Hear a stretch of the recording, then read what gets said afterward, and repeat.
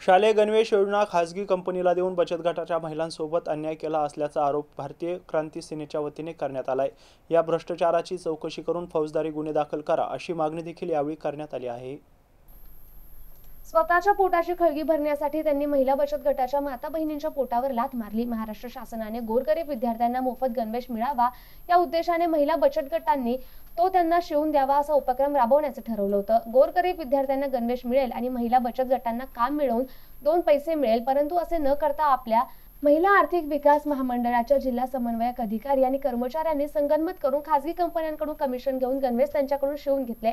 तसेच छत्रपती संभाजीनगरमध्ये मोठमोठ्या एजन्सी असून सुद्धा अधिकाऱ्यांनी संगनमत करून शालेय गणवेशाचं साहित्य अहमदनगर येथील एकाच व्यक्तीला दिला आणि रेकॉर्डमध्ये खोटं बिल लावून महाराष्ट्र शासनाची दिशाभूल केली आहे।